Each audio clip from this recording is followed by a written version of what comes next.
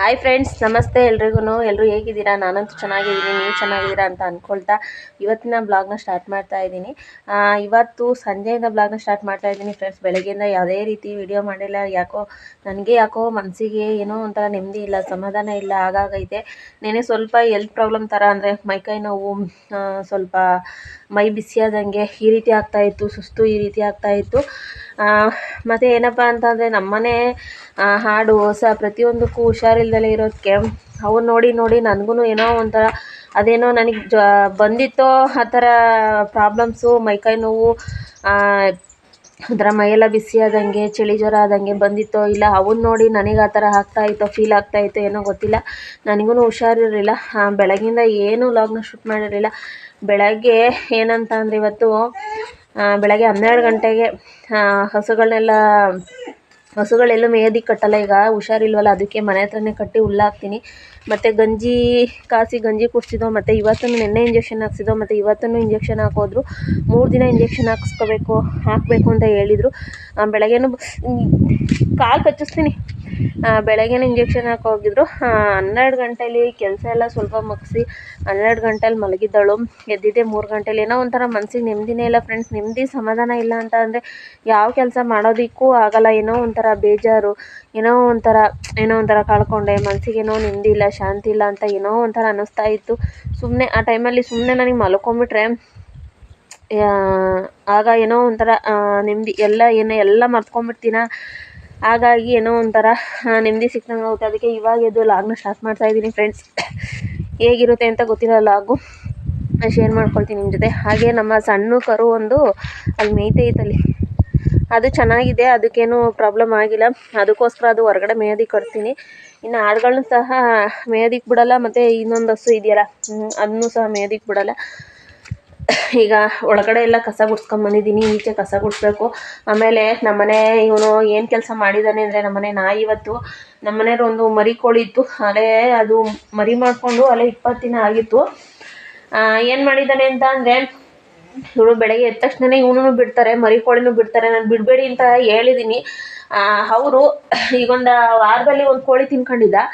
ನಾನು ಬಿಡಬೇಡಿ ಅಂತ ಹೇಳಿದ್ದೀನಿ, ಮರಿ ಕೋಳಿನ ಬಿಡಬೇಡಿ, ಇವನು ಅಷ್ಟಕ್ಕೆ ಬಿಡಬೇಡಿ ಅಂತ. ಇವತ್ತು ನೋಡಿ 9 ಮರಿನೂ ಒಟ್ಟಿಗೆ ತಿನ್ಕೊಂಡವನೆ, ಒಂದು ಕೋಳಿ ಮರಿನೂ ಬಿಟ್ಟಿಲ್ಲ. ಅವ್ರು ಬಿಟ್ಬಿಟ್ಟು ತೋಟದೊಳಗೆ ಹೋಗಿದ್ದಾರೆ. ನಾನಿನ್ನೂ ಎದ್ದಿಲ್ಲ, ನಾನು ಸ್ವಲ್ಪ ಇವತ್ತು ಲೇಟಾಗಿ ಎದ್ದೆ. 9 ಮರಿನೂ ತಿನ್ಕೊಂಡಿದ್ದಾನೆ, ಒಂದು ಕೋಳಿ ಮರಿ ಬಿಟ್ಟಿಲ್ಲ. ಅದು ತಿನ್ಕೊಂಡ್ಬಿಟ್ಟು ಮರಿ ದೊಡ್ಡ ಕೋಳಿ ಇದೆಯಲ್ಲ ಅದನ್ನು ಓಡಿಸಾಡ್ತಾ ಇದ್ದಾನೆ. ಮನೆ ಕಾಯೋಕೆ ಅಂತ ಅವ್ರು ನಾಯಿಗಳು ಸಾಕೊಂಡ್ರೆ, ನನ್ನ ಮಗ ಮಾಡೋ ಕೆಲಸ ಏನಂತ ಅಂದರೆ ಮನೆ ಕೋಳಿನೇ ಹಿಡಿದು ತಿನ್ನೋದು. ಏನು ಮಾಡೋಣ, ಬೆಳಗ್ಗೆ ಒದೆ ಕೊಟ್ಟು ಬೆಳಗ್ಗೆಯಿಂದ ಊಟ ಹಾಕಿರಲಿಲ್ಲ, ಇವಾಗ ಊಟ ಹಾಕಿದ್ದೀನಿ ಬುದ್ಧಿ ಕಲೀಲಿ ಅಂತ ಅಂದ್ಬಿಟ್ಟು. 9 ಮರಿ ಫ್ರೆಂಡ್ಸ್, 9 ಮರಿಲಿ ಒಂದು ಬಿಟ್ಟಿಲ್ಲ. ಇವಾಗ ಪಾಪ ಆ ಕೋಳಿ ಏನು ಮಾಡುತ್ತೆ ಅಂದರೆ, ಮರಿ ಇಲ್ಲ ಅಂತ ಅಂದರೆ ಆ ಕಡೆ ಹೊರಟೋಗುತ್ತೆ. ಗುಳ್ಳೆನರಿ ಕಾಟ ಮತ್ತು ಚಿರತೆ ಕಾಟ ಇಟ್ಕೊಂಡು ಹೋಗ್ಬಿಡುತ್ತೆ ಆ ಕೋಳಿನ ಅಂತ ಅಂದ್ಬಿಟ್ಟು ಈಗ ಏನು ಮಾಡಿದ್ದೀನಿ ಅಂತ ಅಂದರೆ, ಇಲ್ಲಿ ತೋರಿಸ್ತೀನಿ ನೋಡಿ. ಅದ್ರ ಜೊತೆ ಇದ್ದಿದ್ದು 9 ಮರಿ ಇದ್ದೋ. ಇವಾಗ ಇನ್ನೊಂದು ಕೋಳಿ ಮರಿ ಮಾಡಿದೆ. ಆ ಮರಿ ಎಷ್ಟು ಚಿಕ್ಕದಾಗಿದೆ ಅಂದರೆ, ಇಲ್ಲಿ ಕುಂಡಿಸ್ಕೊಂಡಿದೆ, ಅದರೊಳಗೆ ಕುಂಡಿಸ್ಕೊಂಡಿದೆ. 3 ಮರಿನ, ಬೇರೆ ಕೋಳಿ ಮರಿಗಳನ್ನ ತೋರಿಸ್ತಾ ನೋಡಿ, ಎಷ್ಟು ಚಿಕ್ಕ ಮರಿ. ಇವನ್ನ ಇದ್ರೊಳಗೆ ಬಿಟ್ಟಿದ್ದೀವಿ. ಇದು ಬಂದು 20 ದಿನ ಆಗಿತ್ತು ಮರಿ ಮಾಡಿಕೊಂಡು. ಈ ಕೋಳಿಗೂ ಮರಿಗಳನ್ನೆಲ್ಲ ತಿನ್ಕೊಂಡಿದ್ದಾನೆ 9 ಮರಿನ. ಇವಾಗ ಒಂದು ಬೇರೆ ಕೋಳಿ ಮರಿ ಮಾಡಿದೆ, ಅದ್ರ ಮರಿಗಳ 3 ಮರಿಯ ಇದ್ರೊಳಗೆ ಬಿಟ್ಟಿದ್ದೀನಿ. ಏಕೆಂತಂದರೆ ಮರಿ ಇಲ್ಲ ಅಂತ ಅಂದರೆ ಇದು ಆಚೆ ಕಡೆ ಎಲ್ಲ ದೂರ ಹೋಗುತ್ತೆ ಮೇಯೋದಕ್ಕೆ, ಸುಮ್ಮನೆ ಏನಾದ್ರು ಇಟ್ಕೊಂಡು ಹೋಗುತ್ತೆ ಅಂತ 3 ಮರಿಯ ಇದಕ್ಕೆ ಬಿಟ್ಟಿದ್ದೀನಿ. ಅದು ಅಲ್ಲಿ ಬಿಟ್ಟಿರೋ ಯಾವ ಮರಿಗಳಂದರೆ, ಇಲ್ಲಿ ನೋಡಿ, ಈ ಕೋಳಿ ಮರಿ ಮಾಡಿದೆ, ಇದಿನ್ನೂ ಇಳಿಸಿಲ್ಲ, ಇವತ್ತು ಇಳಿಸ್ಬೇಕು ನೋಡಿ. ಇದು ಇವತ್ತಿನೂ ನೆನ್ನೆ ಸ್ವಲ್ಪ ಮಾಡಿತ್ತು, ಇವತ್ತು ಇಲ್ಲೊಂದು 5 ಮರಿ ಇದ್ದಾವೆ, ಇನ್ನೂ ಮೊಟ್ಟೆಗಳಿದ್ದಾವೆ. ಇದ್ರ ಮರಿಗಳ ಅದಕ್ಕೆ 3 ಮರಿ ಕೊಟ್ಟಿದ್ದೀನಿ ನೋಡಿ. ಏನು ಮಾಡೋದು ನಮ್ಮ ಮನೆ ನಾಯಿಗೆ ನೋಡಿ. ನಮ್ಮ ಹಸು ಇನ್ನೂ ಸ್ವಲ್ಪ ಹಾಗೇ ಸ್ವಲ್ಪ ಇನ್ನೂ ಸುರಿಸ್ತಾನೇ ಇದೆ ಬಾಯಲ್ಲಿ ನೊರೆನ. ನೆನ್ನೆನೂ ಇಂಜೆಕ್ಷನ್ನು ಮಾಡಿಸಾಯಿತು, ಇವತ್ತು ಇಂಜೆಕ್ಷನ್ ಮಾಡಿಸಾಯಿತು. ಇನ್ನೂ 2 ದಿನ ಇದೆ ಇಂಜೆಕ್ಷನ್ನು, ಇನ್ನು 2 ದಿನ ಇಂಜೆಕ್ಷನ್ ಮಾಡಿಸ್ಬೇಕು. ಏನಂತ ಅಂದರೆ, ಒಣ ಹುಲ್ಲು ಹಾಕ್ಬೇಡಿ, ಹಸಿ ಹುಲ್ಲು ಹಾಕಿ ಅಂತ ಹೇಳಿದ್ರೆ ಫ್ರೆಂಡ್ಸ್, ಏನು ಮಾಡೋದು, ನಮ್ಮಲ್ಲಿ ಈ ಟೈಮಲ್ಲಿ ಹಸಿ ಹುಲ್ಲಿಲ್ಲ.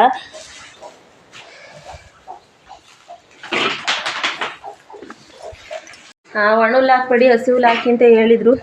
ಇದು ನಮ್ಮಲ್ಲಿ ಈ ಟೈಮಲ್ಲಿ ಹಸಿ ಹುಲ್ಲಿಲ್ಲ. ಸಲ ಸ್ವಲ್ಪನಾದ್ರು ಫೀಡ್ಸಿನ ಕಡ್ಡಿ ಏನಾದರೂ ಹಾಕೊಳ್ಳಿವೋ. ಈ ಸಲ ಯಾವ ಕಡ್ಡಿನೂ ಹಾಕಿಲ್ಲ, ಏನೂ ಇಲ್ಲ, ಹಸಿ ಹುಲ್ಲಿಲ್ಲ, ಬರೀ ಒಣಹುಲ್ಲನ್ನೇ ಹಾಕ್ತಾಯಿದ್ದೀನಿ. ಅದು ನಾಲಿಗೆಲ್ಲ ಒಡೆದಿದೆಯಲ್ಲ, ಒಣಹುಲ್ಲು ಹಾಕಿ ತಿನ್ನೋಕ್ಕಾಗಲ್ಲ ಅಂತ ಡಾಕ್ಟ್ರು ಹೇಳಿದರು ಹಸಿ ಹುಲ್ಲು ಹಾಕಿ ಅಂತ. ಆದರೆ ಹಸಿ ಹುಲ್ಲೇ ಇಲ್ಲ.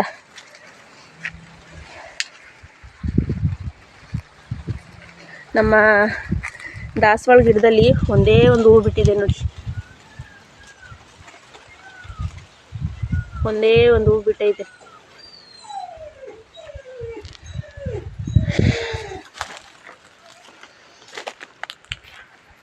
ನನ್ನ ಕಿವಿಗೆ ಓಲೆನಾ ಅವತ್ತು ಅದೇ ಗೃಹಪ್ರವೇಶಕ್ಕೆ ಹೋಗಿದ್ನಲ್ಲ, ಅವತ್ತು ಬಂದು ಬಿಚ್ಚಾಕಿದ್ದು, ಮತ್ತೆ ಓಲೆ ಹಾಕೇ ಇಲ್ಲ. ಒಂದು ವಾರ ರೆಸ್ಟು. ಬೆಳಗ್ಗೆ ಒದೆ ಬಿದ್ದವು. ಎಂತ ಬೇಡ ಬೆಳಗ್ಗೆ ಬಿದ್ದವು. ಏನು ಹೇಳೋದು ಫ್ರೆಂಡ್ಸ್, ನಮ್ಮನೆ ನಾಯಿ, ಎಲ್ಲರ ಮನೆ ನಾಯಿ ಅವ್ರ ಮನೆ ಕಾಯ್ತವೆ. ಫ್ರೆಂಡ್ಸ್, ಹಾಗೆಯೇ ಇವತ್ತು ನಾನು ಒಂದು ಕಾಮೆಂಟ್ಗೆ ಉತ್ತರನ ಹೇಳ್ತಾ ಇದ್ದೀನಿ ನನ್ನ ಈ ವಿಡಿಯೋದಲ್ಲಿ. ಏನಪ್ಪ ಅಂತ ಅಂದರೆ, ನಾನು ಲಾಗ್ ಸ್ಟಾರ್ಟ್ ಮಾಡಿದಾಗಲಿಂದ ಕೆಲವರು ಹಾಕಿರೋ ಮೆಸೇಜ್ ಏನಂತ ಅಂದರೆ, ಸಿಸ್ಟರ್ ನಿಮಗೆ ಪಾಪು ಇಲ್ವಾ ಅಂತ ಅಂದ್ಬಿಟ್ಟು, ಎಷ್ಟು ಜನ ನಿಮಗೆ ಮಕ್ಕಳು ಪಾಪು ಇಲ್ವಾ ಅಂತ ಅಂದ್ಬಿಟ್ಟು ಈ ಕಾಮೆಂಟ್ಗೆ ನಾನು ಇವತ್ತು ಉತ್ತರ ಹೇಳ್ತಾ ಇದ್ದೀನಿ. ಏನಪ್ಪ ಅಂತ ಅಂದರೆ ಫ್ರೆಂಡ್ಸ್, ನನಗೆ ಇನ್ನೂ ಪಾಪು ಆಗಿಲ್ಲ. ನಾವು ಅದೇ ನಿರೀಕ್ಷೆಯಲ್ಲಿದ್ದೀವಿ. ನಮಗೂ ಆದರೆ ತುಂಬಾ ಸಂತೋಷ. ನಾವು ತುಂಬ ದೇವಸ್ಥಾನ ಸುತ್ತಿದ್ದೀವಿ, ತುಂಬ ಹಾಸ್ಪಿಟಲ್ಗಳು ಸುತ್ತಿದ್ದೀವಿ. ನಮಗೆ ಇನ್ನೂ ವರ ನಮಗಿನ್ನೂ ಬಂದಿಲ್ಲ. ಅದೃಷ್ಟ ನಮಗಿನ್ನೂ ಭಗವಂತ ಕೊಟ್ಟಿಲ್ಲ. ಅದು ಆದಷ್ಟು ಬೇಗ ಕೊಡಲಿ ಭಗವಂತ ಅಂತ ಅಂದ್ಬಿಟ್ಟು ಕೇಳ್ಕೊಳ್ತೀನಿ. ಹಾಗೆಯೇ ಇನ್ನೊಂದು ವಿಷಯ ಹೇಳಬೇಕು ಅಂತ ಅಂದರೆ, ಮಕ್ಕಳಿಲ್ದಲೇ ಇರೋರಿಗೆ ಯಾವತ್ತೂ ಯಾರನ್ನೂ ಸಹ ನಿನಗೆ ಮಕ್ಕಳಿಲ್ಲ, ನೀನು ಗೊಡ್ಡಿ, ನೀನು ಬಂಜೆ ಅಂತ ಹೇಳೋದಕ್ಕೆ ಹೋಗ್ಬಾರ್ದು ಫ್ರೆಂಡ್ಸ್. ಭಗವಂತ ನಮಗೆ ವರನ ಕೊಡಬೇಕು, ಅದೃಷ್ಟನ ಕೊಡಬೇಕು, ಅದಕ್ಕೂ ಒಂದು ಟೈಮ್ ಅಂತ ಇರುತ್ತೆ. ಕೆಲವರಿಗೆ ತುಂಬ ಅಂದರೆ ನಾನು ನೋಡಿರೋ ಪ್ರಕಾರ 20-25 ವರ್ಷ ಆದವ್ರಿಗೂ ಮಕ್ಕಳಾಗಿದೆ. ನಮಗೆ ಇನ್ನೂ ವಯಸ್ಸು ಅಷ್ಟೇನು ಮೀರೋಗಿಲ್ಲ. ನಮಗೆ ಮಕ್ಕಳು ಆಗ್ದಲೇ ಇರೋವಂಥ ಸಿಚುಯೇಷನ್ನು, ವಯಸ್ಸು ಮೀರೋಗಿಲ್ಲ, ಇನ್ನೂ ವಯಸ್ಸಿದೆ ನಮಗೆ. ಹಾಗೆ ಕೆಲವರು ಜನಗಳು ಏನಂತ ಅಂತಾರೆ ಅಂದರೆ, ನನ್ನ ಜೀವನದಲ್ಲಿ ಅಂಥ ಕಹಿ ಘಟನೆಗಳನ್ನೆಲ್ಲ ನಾನು ಅನುಭವಿಸಿ ಬಿಟ್ಬಿಟ್ಟಿದ್ದೀನಿ, ಅದಕ್ಕೋಸ್ಕರ ಎಲ್ಲರಿಂದ ದೂರ ಬಂದು ಜೀವನ ಮಾಡ್ತಾ ಇರೋದು. ಬೇರೆಯವರು ನಮ್ಮನ್ನು ಆಡ್ಕೊಳ್ಳೋದಕ್ಕಿಂತ ಫಸ್ಟು ಆಡ್ಕೊಳ್ಳೋರೆ ನಮ್ಮ ಸಂಬಂಧಿಕರು. ಎಲ್ಲದಕ್ಕೂ ಏನಂತ ಯಾವುದೇ ಒಂದು ಸಮಸ್ಯೆ ಬಂದ್ರೂ ಮುಂದೆ ತರೋದು ಏನಂತ ಅಂದರೆ, ನಿನಗೆ ಮಕ್ಕಳಾಗಿಲ್ಲ, ಅದಕ್ಕೋಸ್ಕರ ನಿನಗೆ ಮಕ್ಕಳಾಗಿಲ್ಲ ಅಂತ ಅಂದ್ಬಿಟ್ಟು ಮುಂದೆ ತರ್ತಾರೆ. ಅವ್ರಿಗೆ ಏನು ಗೊತ್ತಿರುತ್ತೆ ಏನಪ್ಪ ಅಂತ ಅಂದರೆ, ನಾವು ಪಡ್ತಾ ಇರೋ ಕಷ್ಟ, ಅದ್ರ ಬಗ್ಗೆ ನಾವು ಮನಸ್ಸಲ್ಲಿ ನಾವು ಏನೇನು ಆಸೆ ಇಟ್ಕೊಂಡಿದ್ದೀವಿ. ನಮಗೂ ಆಸೆ ಇರುತ್ತೆ ಮಕ್ಕಳಾಗಬೇಕಂತ. ನಾವು ಕೆಟ್ಟವರು, ನಮಗೆ ಮಕ್ಕಳಾಗ್ತಿಲ್ಲ ಅಂತ ಹೇಳೋ ಜನಗಳಿಗೆ ಏನಂತ ಉದಾಹರಣೆ, ಅಲ್ಲಿ ಇಲ್ಲಿ ರೋಡಲ್ಲಿ ಚರಂಡಿಲಿ ಬಿಸಾಕಿ ಹೋಗ್ತಾರಲ್ಲ, ಅವರೆಲ್ಲ ಒಳ್ಳೆಯವರ? ಅದಕ್ಕೆ ದೇವರು ಅವರಿಗೆ ಮಕ್ಕಳು ಕೊಟ್ಟಿರ್ತಾನ? ಈಗ ನನ್ನನ್ನು ಯಾರ್ಯಾರು ಆಡ್ಕೊಂಡಿದ್ದಾರೆ ಅವ್ರಿಗೆಲ್ಲ ನಾನು ಒಂದೇ ಮಾತು, ನಾನು ಅವ್ರಿಗೂ ಹೇಳೋದಿಲ್ಲ ಫ್ರೆಂಡ್ಸ್. ಏನಂತ ಅಂದರೆ, ಭಗವಂತನ ಕೈ ಮುಗ್ದು ಬಿಟ್ಬಿಡ್ತೀನಿ, ಭಗವಂತ ಎಲ್ಲ ನೋಡ್ಕೊ. ಯಾರ್ಯಾರು ನನ್ನನ್ನು ಆಡ್ಕೊಂಡಿದ್ದಾರೆ, ಯಾರ್ಯಾರು ನನ್ನ ಬಂಜೆ ಅಂತ ಅಂದಿದ್ದಾರೆ, ಯಾರ್ಯಾರು ಗೊಡ್ಡಿ ಅಂತ ಅಂದಿದ್ದಾರೆ, ಅವ್ರಿಗೆಲ್ಲ ನೀನೇ ಉತ್ತರ ಕೊಡು ಅಂತ ಅಂದ್ಬಿಟ್ಟು ಭಗವಂತನ ಕೈ ಮುಗ್ದು ಬಿಟ್ಬಿಡ್ತೀನಿ ಅಷ್ಟೇ. ಅದ್ರ ಬಗ್ಗೆ ತಲೆ ಕೆಡಿಸ್ಕೊಳ್ಳೋದಿಕ್ಕೆ ಹೋಗಲ್ಲ. ಕೆಲವರು ನನ್ನ ಮಕ್ಕಳ ಬಗ್ಗೆ ಅಂದಿರೋ ಮಾತುಗಳಿಗೆ ನಾನು ಒಂದ್ಸಲ ತಲೆ ಕೆಡಿಸ್ಕೊಂಡು ಸೂಸೈಡ್ ಮಾಡ್ಕೊಳ್ಳೋ ಲೆವೆಲ್ಗೂ ಹೋಗಿದೆ ಫ್ರೆಂಡ್ಸ್. ಏನಂತ ಅಂದರೆ, ನನ್ನ ಗಂಡ ಒಂದೇ ಮಾತು ಹೇಳಿರೋದು ಏನಂದರೆ, ಮಕ್ಕಳಿಲ್ಲ ಅಂದರೆ ಏನಂತೆ, ನೀನೇ ನನ್ನ ಮಗಳು, ನಿನ್ನನ್ನೇ ನನ್ನ ಮಗಳು ಥರ ಸಾಕೊಳ್ತೀನಿ, ಭಗವಂತ ಯಾವಾಗ ಕೊಡ್ತಾನೆ ಅವಾಗ ಕೊಡಲಿ, ಅಲ್ಲಿವರೆಗೂ ನೀನೇ ನನ್ನ ಮಗಳು ಅಂತ ನನ್ನ ಗಂಡ ಹೇಳಿರೋ ಒಂದೇ ಒಂದು ಮಾತಿಗೆ ಸಮಾಧಾನ ಮಾಡ್ಕೊಂಡು ನಾನು ಯಾರ್ಯಾರು ನನ್ನ ಬಗ್ಗೆ ಮಾತಾಡಿದ್ದಾರೆ ಅವ್ರಿಗೆಲ್ಲ ಅಷ್ಟೇ, ಅವ್ರ ಮುಂದೆ ನಾನು ಮಾತಾಡೋದಕ್ಕೆ ಹೋಗಲ್ಲ. ನಿಮಗೆ ಮಾತಾಡೋ ಟೈಮು ಇವಾಗ ಬಂದಿದೆ, ನೀವು ಮಾತಾಡಿ, ನನಗೂ ಒಂದು ಟೈಮ್ ಬರುತ್ತೆ, ನಾನು ಅವಾಗ ಮಾತಾಡ್ತೀನಿ ಅಂತ ಅಂದ್ಬಿಟ್ಟು ದೇವ್ರಿಗೆ ಕೈ ಮುಗ್ದು ಬಿಟ್ಬಿಡ್ತೀನಿ ಅಷ್ಟೇ ಫ್ರೆಂಡ್ಸ್. ಫ್ರೆಂಡ್ಸ್, ಹಾಗೆಯೇ ನಿನಗೆ ಮಕ್ಕಳಿಲ್ಲ, ನೀನು ಗೊಡ್ಡಿ, ನೀನು ಬಂಜೆ ಅಂತಾರಲ್ಲ, ಅವರಿಗೆ ನಾನು ಒಂದೇ ಒಂದು ಮಾತು ಹೇಳೋದಕ್ಕೆ ಇಷ್ಟಪಡ್ತೀನಿ. ಏನಂತ ಅಂದರೆ, ನಾಯಿಗಳು ಸಹ ಬೀದಿಲಿ ಮಕ್ಕಳನ್ನ ಇರ್ತಾರೆ.